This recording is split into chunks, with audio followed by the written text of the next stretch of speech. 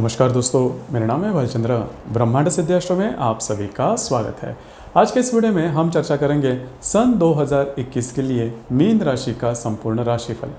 कैसे होंगे ग्रह योग, कैसे होंगे ग्रहों के राशिफल और वो आपके राशिफल किस प्रकार से परिणाम करने वाले हैं, कौन से निर्णय आपको लेने हैं, कौन से निर्णय आपको डालने हैं। उसी प्रकार आपका स्वास्थ्य किस प्रकार का होगा, आपके जो घर के लोग होंगे उनके साथ आपकी जो रिलेशनशिप है वो किस प्रकार की होगी। उसी प्रकार अगर आपका विवाह हुआ है तो आपके जो वैवाहिक जोड़ीदार है उनके साथ आपकी रिलेशनशिप किस प्रकार की होगी। अगर आप प्रेम में हैं तो फिर आपका जो प्यार है वो किस प्रकार से आगे बढ़ सकता है, आपका करियर किस प्रकार का होगा, सभी के बारे में डिटेल में चर्चा इस वीडियो में हम करने वाले हैं। अपना जो चैनल है ब्रह्मांड सिद्धि एस्ट्रो, इस चैनल पर सभी राशियों के मतलब मेष राशि से लेकर मीन राशि तक की जो सभी राशियां, सभी राशि के संदर्भ में सन 2000 के जो वार्षिक राशिफल है वो अपलोड हो चुके हैं। आप उसका आनंद जरूर लीजिए। तो आज के इस वीडियो में हम चर्चा करेंगे मीन राशि का सन 2021 का संपूर्ण राशिफल। शुरुआत हम जो बड़े ग्रह है जैसे कि शनि, गुरु, राहु, केतु और मंगल, ऐसे जो बड़े ग्रह है उनसे हम शुरुआत करेंगे। सबसे पहले हम शुरुआत करेंगे शनि ग्रह से। तो शनि ग्रह के बारे में अगर देखा जाए तो आपके लाभ भाव में शनि स्वयं के राशि में भ्रमण कर रहा है, जो कि बहुत ही अच्छी बात है। उसके दो तीन बातें हैं, उसके जो दो तीन परिणाम हैं वो आपको अच्छी तरीके से मिल सकते हैं। मतलब जो भी आपके जो प्रत्यक्ष लाभ है वो कई दिनों से अगर पेंडिंग है वो नहीं मिल रहे हैं तो अभी वो मिलना शुरू हो जाएंगे। उसी प्रकार आपके जो मित्र परिवार होंगे उसमें जो बुजुर्ग होंगे मतलब आपके उम्र से काफ़ी बड़े होंगे, उनसे आपको काफ़ी अच्छी तरीके से जो सलाह मिल सकती है या फिर मदद भी मिल सकती है। उसी प्रकार यह जो शनि है, यह शनि तृतीय दृष्टि से आप ही के राशि को देख रहा है। इसमें दो तीन बातें हैं जो कि आपके लिए बहुत ही पॉजिटिव हो सकती है। पहले सबसे महत्वपूर्ण बात, आपके राशि में अगर देखा जाए तो आपकी जो राशि है वो इन डेप्थ नहीं सोचती, मतलब बहुत नीचे जाके नहीं सोचती, बहुत नीचे उतर कर नहीं सोचती। आपकी जो सोच है वो थोड़ी ऊपरी तौर पे होती है। लेकिन अभी जो भी आप डिसीजन लोगे, मतलब इस साल में जो भी आप डिसीजन लोगे वो बहुत ही ज़्यादा सोच समझ कर लोगे, जो कि आपके लिए राशि के लिए बहुत ही ज़्यादा इंपॉर्टेंट या फिर महत्वपूर्ण बात भी है। उसी प्रकार ये जो शनि है, शनि सप्तम दृष्टि से आपके पंचम भाव को देख रहा है। अब ये बात है वो भी काफ़ी अच्छी है। अगर आप किसी के प्रेम में हैं तो आपका जो प्रेम है काफ़ी अच्छी तरीके से, काफ़ी स्मूथ तरीके से देखा जाएगा। आपने देखा होगा कि आपका जो नेचर है वो काफ़ी इमोशनल है। छोटी मोटी बातों को लेकर आप जल्दी से खफा हो जाते हो या फिर रूठ जाते हो, और आपका मतलब दिन में आपके जो मूड है वो काफ़ी बदलते हैं। तो इसका परिणाम आपके लव लाइफ में भी काफ़ी दिखाई देता है। लेकिन यह जो शनि की दृष्टि, सप्तम दृष्टि आपके पंचम भाव में पड़ रही है, जिसके कारण आपका जो लव लाइफ है इसमें इस तरह के उतार चढ़ाव बिल्कुल भी नहीं देखने मिलेंगे।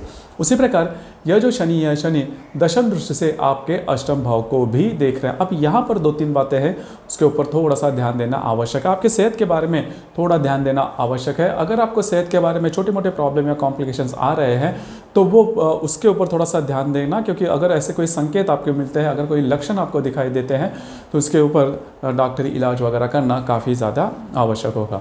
अब हम चर्चा करेंगे गुरु के संदर्भ में। वैसे देखा जाए तो गुरु आपके राशि के लिए बहुत ही ज़्यादा महत्वपूर्ण है, शुभ ग्रह भी है, आपके राशि का स्वामी भी है और वह लाभ भाव में भ्रमण कर रहा है। लेकिन यह जो गुरु ग्रह है यह मकर राशि में है, जिसे नीच का गुरु कहा जाता है। लेकिन इसके जो परिणाम, इस गुरु के जो परिणाम आपको मिलेंगे वह शुभ फलदायी होंगे, क्योंकि शनि जिस राशि में गुरु जिस राशि में भ्रमण कर रहा है, गुरु शनि के राशि में भ्रमण कर रहा है, मकर राशि में भ्रमण कर रहा है, और मकर राशि का स्वामी शनि भी उसी राशि में मतलब मकर राशि में भ्रमण करने के कारण गुरु के जो अशुभ परिणाम है वो काफ़ी मायनों में कम होते हुए नजर आएंगे और आपको शुभ परिणाम ही मिलेंगे, क्योंकि आपके 11वें भाव में या फिर लाभ भाव में वो भ्रमण कर रहा है। तो लाभ के बारे में कुछ अच्छे लाभ आपको मिल सकते हैं। मित्र जो परिवार है उनसे भी आपको काफ़ी अच्छी मदद मिल सकती है। उसी प्रकार ये जो गुरु है पंचम दृष्टि से आपके तृतीय भाव को देख रहा है। तृतीय भाव को पराक्रम भाव भी कहा जाता है। तो कॉन्फिडेंस लेवल जो कि आपकी राशि के लिए काफ़ी ज़्यादा इंपॉर्टेंट है, क्योंकि आपके राशि में कॉन्फिडेंस लेवल थोड़ा सा कम देखा जाता है। लेकिन यह गुरु के चलते, गुरु का जो भ्रमण है आपके लिए काफ़ी ज़्यादा कॉन्फिडेंस लेके आएगा। जो भी आपके रुके हुए काम हैं, खास करके डॉक्यूमेंटेशन के बारे में, तो वो पूरे होते हुए नजर आएंगे, जो कि आपके लिए काफ़ी अच्छी बात होगी। उसी प्रकार यह जो गुरु है, यह गुरु सप्तम दृष्टि से आपके पंचम भाव को भी देख रहा है। तो यहाँ पर अगर आप शेयर मार्केट से डील करते हो तो आपके लिए जो गुरु का भ्रमण है बहुत ही ज़्यादा महत्वपूर्ण साबित होगा। उसी प्रकार लव लाइफ के बारे में, जैसे कि मैंने शनि के बारे में भी कहा था, तो ये जो गुरु है, गुरु की दृष्टि भी आपके पंचम भाव पर होगी। तो लव लाइफ के लिए ये जो गुरु है या फिर गुरु का जो भ्रमण है आपके लिए बहुत ही ज़्यादा महत्वपूर्ण होगा। काफ़ी स्मूथ आपकी जो लव लाइफ है वो दिखाई देगी। उसी प्रकार जो व्यक्ति मतलब प्रेम में जाना चाहते हैं या फिर प्रेम करना चाहते हैं नई तरीके से, तो उनके लिए भी ये जो गुरु का भ्रमण है बहुत ही ज़्यादा महत्वपूर्ण और अच्छा साबित होगा। उसी प्रकार जो स्टूडेंट्स है, जो शिक्षा ले रहे हैं, उनके लिए भी ये जो गुरु का भ्रमण या फिर गुरु की ये जो 7वीं दृष्टि है आपके लिए काफ़ी ज़्यादा महत्वपूर्ण साबित होगी। अगर अभी तक कुछ अच्छा नहीं कर पा रहे हो शिक्षा के बारे में, एजुकेशन के बारे में, तो उसके संदर्भ में कुछ अच्छे रिजल्ट्स आपको मिल सकते हैं। तो किसी प्रकार की बड़ी प्रॉब्लम जो स्टूडेंट्स हैं उनको बिल्कुल भी नहीं आएगी। उसी प्रकार यह जो गुरु है, यह गुरु नवम दृष्टि से आपके सप्तम भाव को देख रहा है। अब ये भाव आपके लिए काफ़ी ज़्यादा महत्वपूर्ण है। अगर आपका विवाह हुआ है तो आपके जो वैवाहिक जोड़ीदार है उनके साथ आपके जो रिलेशनशिप है वो बहुत ही अच्छी देखी जाएगी। उसमें किसी भी प्रकार की कोई रुकावट वगैरह नहीं देखी जाएगी, जो कि आपके लिए काफ़ी ज़्यादा इंपॉर्टेंट है। अगर जो भी छोटी मोटी बातें प्रॉब्लम इसके पहले आई थी वो पूरी तरह से नॉर्मल होते हुए नजर आएंगी। तो ये थी गुरु का जो भ्रमण है उसके संदर्भ में। अब हम चर्चा करेंगे मंगल के संदर्भ में। मंगल भी आपके जो राशि है इस राशि के लिए काफ़ी ज़्यादा महत्वपूर्ण है, शुभ फलदायी भी होता है। तो मंगल के बारे में अगर देखा जाए तो मंगल दिनांक 21 फरवरी तक वो आपके द्वितीय भाव में रहेगा, तो जो कि आपके लिए बहुत ज़्यादा, क्योंकि इस साल की जो शुरुआत है वो आपके लिए काफ़ी अच्छी होगी। मतलब कुछ अच्छे आपको लाभ वगैरह मिल सकते हैं, प्रत्यक्ष लाभ या फिर जैसे सेविंग जिसे कहते हैं वो भी काफ़ी अच्छे तरीके से हो सकते हैं। थोड़े छोटे मोटे खर्चे होंगे लेकिन वो आपके जो फैमिली है उसके लिए ही होंगे। उसी प्रकार यह जो मंगल है, सबसे महत्वपूर्ण बात, यह जो मंगल है, यह मंगल दिनांक 21 जुलाई से लेकर करीबन 6 अगस्त तक आपके षष्ठ भाव में होगा। तो यहाँ पर थोड़ा सेहत के ऊपर थोड़ा सा ध्यान देना आवश्यक है। मोटे तरफ पर अगर देखा जाए तो यह जो मंगल का भ्रमण है आपके द्वितीय भाव से लेकर करीबन भाग्य भाव तक देखा जाएगा पूरे साल भर में। तो इसका जो भ्रमण है आपके लिए मोटे तौर पर अगर देखा जाए तो शुभ फलदायी ही होगा। इसके बाद हम चर्चा करेंगे राहु केतु के बारे में। राहु के बारे में अगर देखा जाए तो तृतीय भाव में राहु है, राहु का भ्रमण होगा और आपके भाग्य भाव में केतु का भ्रमण होगा। यह जो राहु और केतु का भ्रमण है आपके लिए बहुत ज़्यादा महत्वपूर्ण है और बहुत ज़्यादा शुभ फलदायी भी होगा। यद्यपि राहु ग्रह आपके लिए मतलब आपके राशि के लिए शुभ फलदायी न होने के बावजूद तृतीय भाव में यह भ्रमण कर रहा है।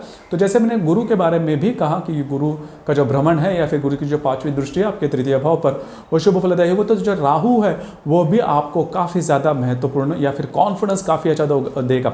जो काम आपके नहीं हो रहा है या फिर कभी कभी ऐसे होता है कि हम कुछ गलत काम करते हैं और उससे कुछ एक्सपेक्ट करते हैं, तो उस तरह के काम भी आपके पूरे होते हुए नजर आएंगे। हालांकि ये बात कहनी गलत होती है, लेकिन ऐसे अगर आपके काम कोई रुके हुए हैं तो वो पूरे होते हुए नजर आएंगे। तो ये बात आपके लिए काफ़ी ज़्यादा इंपॉर्टेंट है और आपका जो कॉन्फिडेंस लेवल है वो काफ़ी अच्छा देखा जाएगा।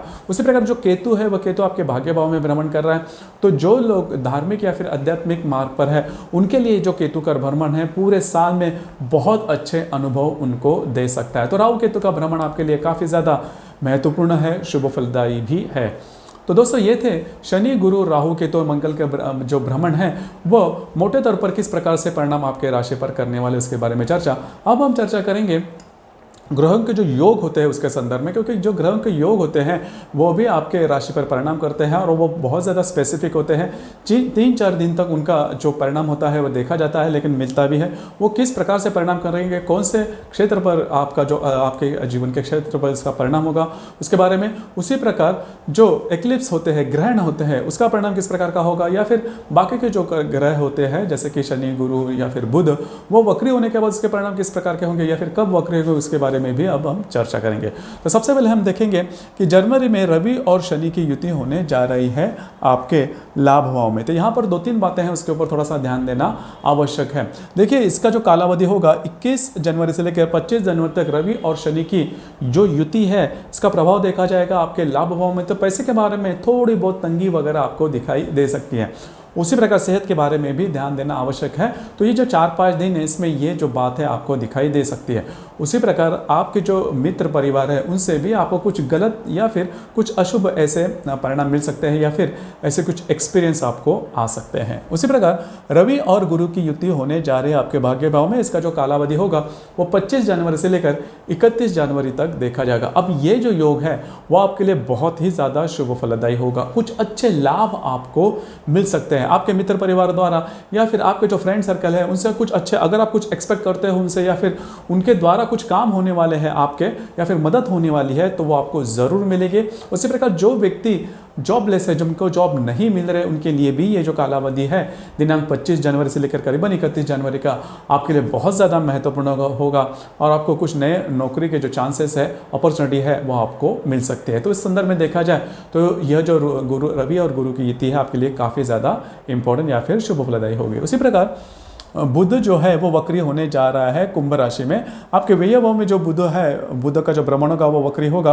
दिनांक 31 जनवरी से लेकर 22 फरवरी तक का जो समय है, इसमें ये जो बुध है वो आपके व्यय भाव से आपके लाभ भाव में वक्री होगा। तो इस कालावधि के दरमियान आप में और आपके जो वैवाहिक जोड़ीदार है उनमें छोटी मोटी बातों को लेकर मिसअंडरस्टैंडिंग हो सकती है या फिर उनके सेहत के बारे में भी छोटी मोटी बातें उभर कर सामने आ सकती है। हालांकि इसके जो परिणाम है काफ़ी ज़्यादा बड़े नहीं मिलेंगे क्योंकि गुरु की दृष्टि आपके सप्तम भाव में है, लेकिन फिर भी थोड़ा उसकी तरफ ध्यान देना आवश्यक होगा। इसी प्रकार मार्च महीने में अगर देखा जाए तो मंगल और राहु की युति होने जा रही है आपके तृतीय भाव में। तो यहाँ पर 2-3 बातें हैं, उसके ऊपर थोड़ा सा ध्यान देना आवश्यक है। देखिए यहाँ पर मतलब इसका जो कालावधि होगा वो कालावधि दिनांक 26 मार्च से लेकर 31 मार्च तक का जो समय है, इसमें मंगल और राहु की युति देखी जाएगी आपके तृतीय भाव में। तो इस कालावधि के दरमियान अगर आपको कोई ट्रैवलिंग वगैरह करनी है तो थोड़ा सा चौकन्ना रहना आवश्यक होगा। ट्रैवलिंग के संदर्भ में छोटी मोटी बातें या प्रॉब्लम उभर कर सामने आ सकते हैं।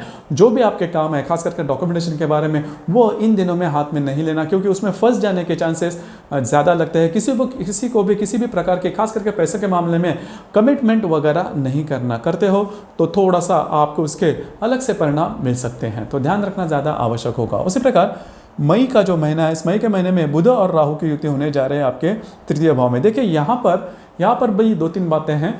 आपके जो वैवाहिक जोड़ीदार हैं उनमें और आप में गलतफहमी वगैरह हो सकती है और वो गलतफहमी थोड़ी सी बढ़ सकती है। इसका जो कालावधि होगा वो करीबन 9 मई से लेकर 12 मई तक का होगा। घर के जो लोग हैं आपसे, आपके उम्र से जो छोटे हैं, उनके सेहत के बारे में भी छोटी मोटी बातें यहाँ पर आपको दिखाई दे सकती है। उसी प्रकार शुक्र और राहु की युति होगी दिनांक 15 मई से लेकर 20 मई तक का जो समय है, उसमें शुक्र और राहु की युति होगी आपके तृतीय भाव में।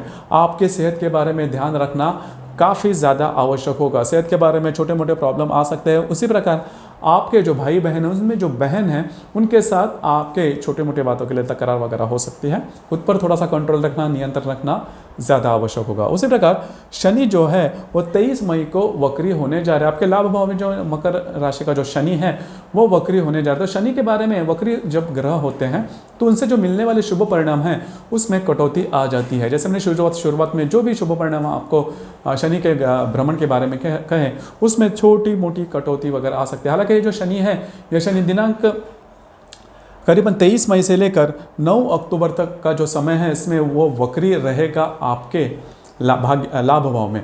तो यहाँ पर जो मैंने बात की उसके ऊपर थोड़ा सा अमल करना आवश्यक होगा। उसी प्रकार चंद्र ग्रहण होगा 26 मई को। यह जो चंद्र ग्रहण है आपके तृतीय भाव में होगा। तो यहाँ पर 2-3 बातें हैं। फिर से मैं यही कहूँगा, इसमें इसका जो कालावधि है चंद्र ग्रहण का वो 26 मई का है, लेकिन इसका जो प्रभाव देखा जाएगा वो 25, 26 और 27 मई को देखा जाएगा। तो इस कालावधि के दरमियान किसी भी प्रकार के डॉक्यूमेंटेशन के बारे में जो भी काम है बिल्कुल नहीं करना। अगर शेयर मार्केट से डील करते हो तो भी बड़े ट्रेड नहीं करना, पक्का आप फंस सकते हो या फिर बड़े कोई प्रॉब्लम आपको आ सकते हैं, तो ध्यान रखना ज़्यादा आवश्यक होगा। उसी प्रकार बुध जो है वो फिर से वक्री होने जा रहा है 30 मई से लेकर करीबन 23 जून तक का जो समय है, उसमें ये जो बुध है वो वक्री होगा मिथुन राशि से लेकर आपके तृतीय भाव में या फिर वृषभ राशि में। तो आपके जो घर के लोग हैं उनके साथ या फिर उनके सेहत के बारे में समस्याएं उभर कर सामने आ सकती हैं। उनके साथ छोटी मोटी बातों के लेकर मनमुटाव वगैरह हो सकता है, तो उसके ऊपर थोड़ा सा ध्यान रखिए। उसी प्रकार जून महीने में फिर से सूर्य ग्रहण होने जा रहा है। दिनांक 10 जून को जो सूर्य ग्रहण होगा आपके तृतीय भाव में होगा। यहाँ पर पहले सबसे महत्वपूर्ण बात, अगर आप सिविल सर्विसेज में हो या फिर गवर्नमेंट जॉब में हो तो आपके लिए ये थोड़ी सी खतरे की घंटी हो सकती है। इसका जो प्रभाव है वो करीबन 9, 10, 11 जून को ज़्यादा देखा जाएगा। तो इस संदर्भ में किसी भी प्रकार के डॉक्यूमेंटेशन की बात है तो बिल्कुल नहीं करना, किसी को भी प्रोमिसेस वगैरह नहीं करना। खास करके आप जहाँ पर काम करते हो, नौकरी करते हो, वहाँ पर जो गुप्त शत्रु होंगे उनकी कार्रवाइयाँ बढ़ सकती है।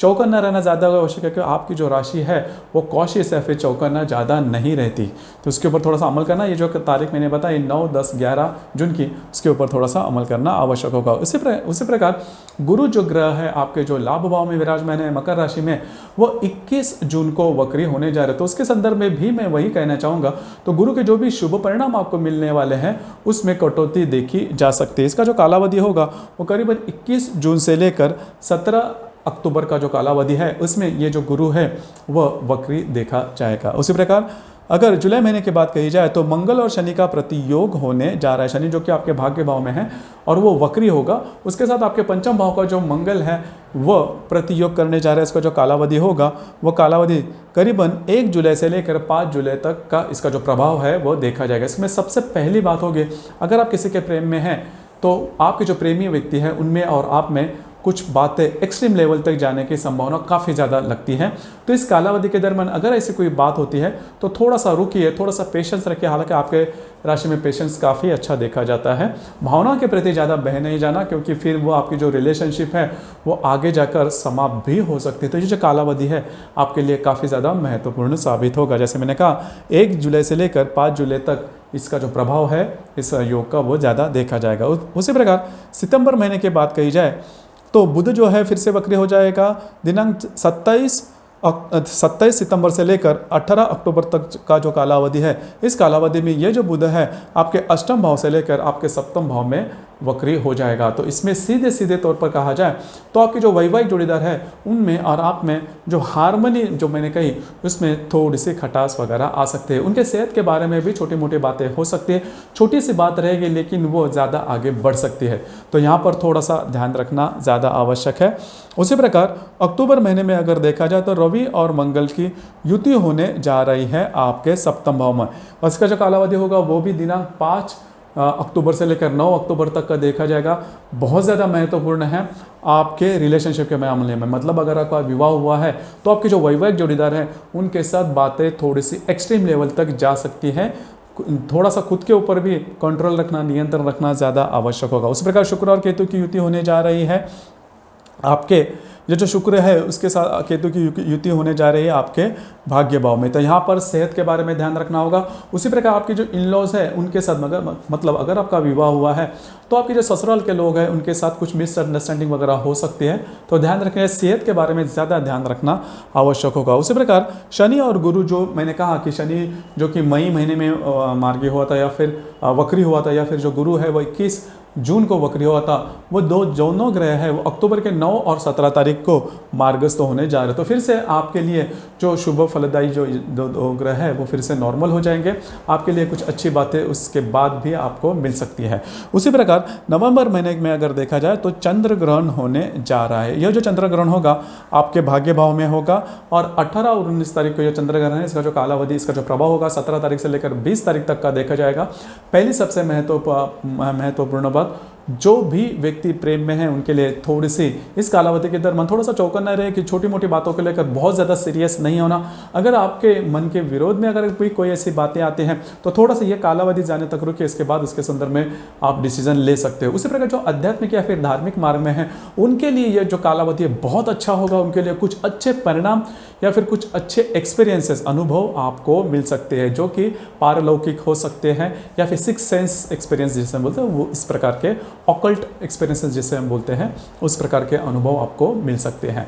इसी प्रकार अगर आप शेयर मार्केट से डील करते हो तो इस कालावधि में बड़े ट्रेड या फिर रिस्क बिल्कुल नहीं लेना। उसी प्रकार गुरु जो है वो मकर राशि से कुंभ राशि में भ्रमण करेगा। दिनांक 21 नवंबर का जो कालावधि है इसमें जो गुरु आपके लाभ भाव में भ्रमण कर रहा है मकर राशि में, वो आपके व्यय भाव में जाएगा। अभी देखिए इसके जो परिणाम है वो परिणाम आपको अगले साल मिलेंगे, क्योंकि होता क्या है कि यह जो गुरु है यह गुरु करीबन 1 साल तक एक ही राशि में भ्रमण कर रहता है। तो जैसे मैंने कहा कि 21 नवंबर को वो आपके लाभ भाव से व्यय भाव में भ्रमण करेगा, तो इसने जल्दी इसके परिणाम नहीं मिलेंगे। इसके बारे में इसके जो परिणाम है वो 2022 में आपको ज़्यादा करके मिल सकते हैं। उसी प्रकार दिसंबर महीने में अगर देखा जाए तो सूर्य ग्रहण होने जा रहा है। दिनांक 4 दिसंबर को सूर्य ग्रहण होगा आपके भाग्य भाव में। यहाँ पर सबसे महत्वपूर्ण बात, अगर आप मतलब काम पर जाते हो या फिर नौकरी करते हो तो वहाँ पर आपके थोड़ी बहुत प्रॉब्लम आपको आ सकती है, आपके कॉन्फिडेंशियल लेवल स्पॉइल हो सकते हैं, या फिर जो व्यक्ति आपके गुप्त शत्रु जिसे हम कहते हैं वो है, उसकी कार्रवाई बढ़ सकती है। चौका न रहना 3, 4 और 5 जो तारीख है उसमें। तो दोस्तों ये था मीन राशि के लिए सन 2021 का संपूर्ण राशिफल।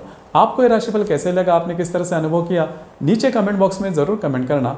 और अपना जो चैनल है ब्रह्मांड सिद्धि एस्ट्रो, इसे भी लाइक शेयर और सब्सक्राइब ज़रूर करना। धन्यवाद।